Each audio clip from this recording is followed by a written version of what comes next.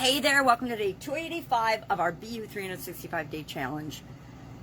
Sharon Horne-Ellstrom here. We are focusing on doing one thing every day this year that improves us in some way, shape, or form. We spent months going through a life framework and focusing each month on the different areas and aspects of our life and going through different processes and sharing and practicing different tools that can help us go from where we are to where we want to be in each of those areas and aspects of our life. And right now we're focusing on and talking about every day for a couple of weeks different paradoxes. And today we're talking about the fail paradox.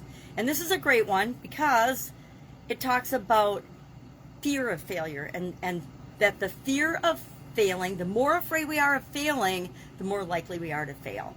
And here's the thing about failure.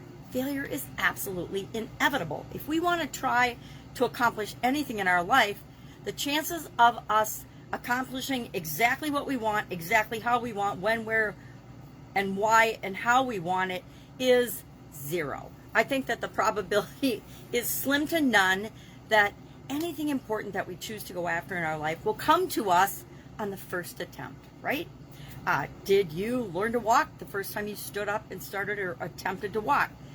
Probably not. There might be a few individuals, unique, special, amazing individuals on the planet that were able to do that, but they probably crawled. Most of us crawled first, with the exception of my son. And I'm sure there's a whole percentage of babies that don't crawl first. They just go right to walking. But you didn't walk perfectly the first time. Even those amazing individuals didn't walk perfectly the first time they tried. They stood up. They might have run. They fell down. Up, down, up, down, up, down. That's how life is. And as much as we wish maybe that it wasn't, it's deluding ourselves and it's setting ourselves up for more failure by thinking that we should never fail and that we're never going to make a mistake. We're never going to say the wrong thing. We're never going to do the wrong thing. Everything's going to work out perfectly for us.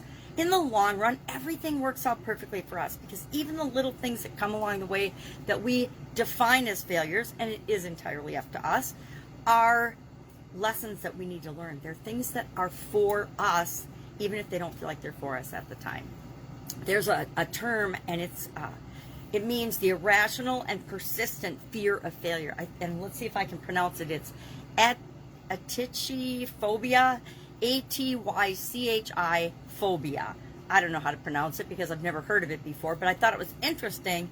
I think there's a name for just about anything and everything you can imagine nowadays. And if there isn't, somebody's going to make one up because they're all made up anyway.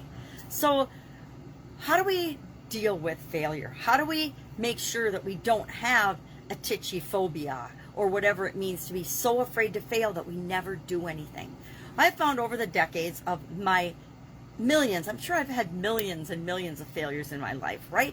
The only way we ever achieve anything, any type of success, is by making attempts. And all the attempts leading up to success, we could define as failures. Now, we don't have to. I redefined failure as lessons learned and stepping stones a long time ago, which totally helped me overcome my fear of failure. Now, the one sure way I found to overcome fear of anything is to take action. Find some action you can take toward handling. And we've talked about fear of failure and all the different things and all the different possibilities. I think we did 9 or 8 or how many ever possible actions that you can take to overcome a fear of something that you have.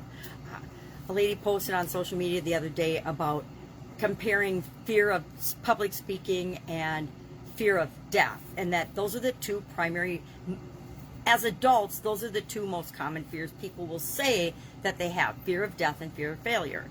And I commented that I'm not or public speaking, not failure, fear of public speaking, and failure is probably 3 or 4. Fear of public speaking and fear of death. And I said, I'm not afraid of either of those things. Those are things that don't need to be feared.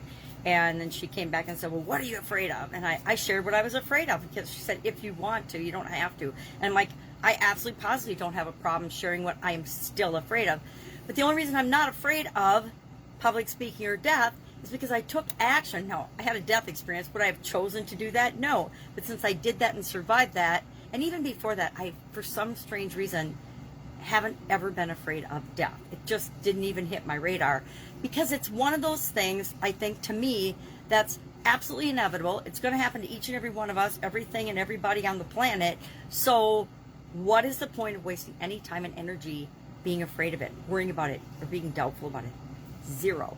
It's like thinking we can control the weather. Things that are outside of our control, I say get zero energy.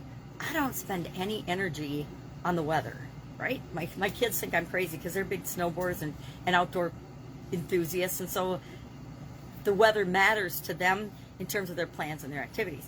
And I do it just the opposite. I'm like, whatever the weather is, then I'm going to determine what my plans and activities are.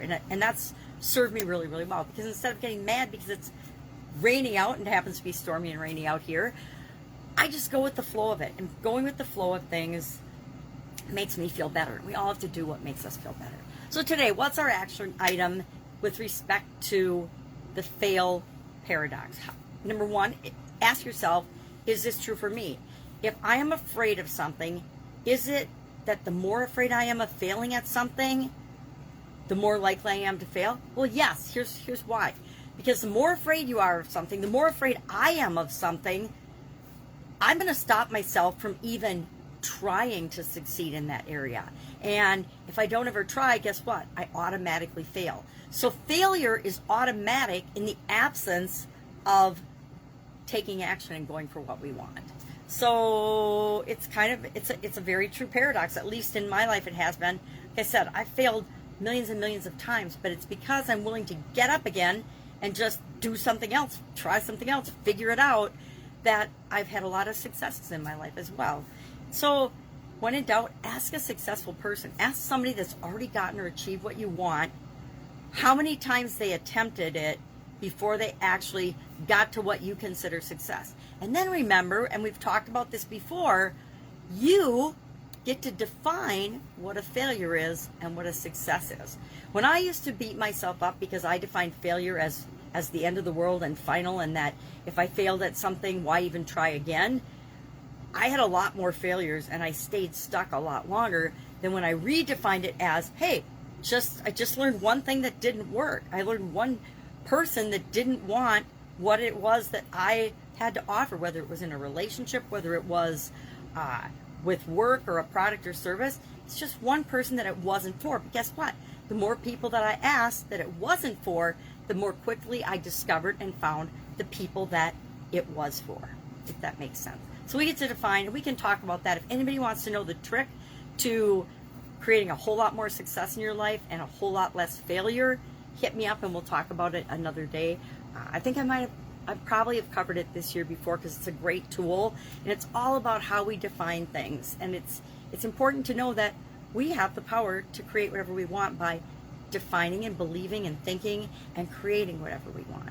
All right, any questions, hit me up. Otherwise, action item, share the one lesson that you've learned, or the one thing you've learned, doesn't have to be a lesson, one thing you've learned from what you consider your greatest failures so far in your life. I think I would consider right now my greatest failure so far in my life my divorce.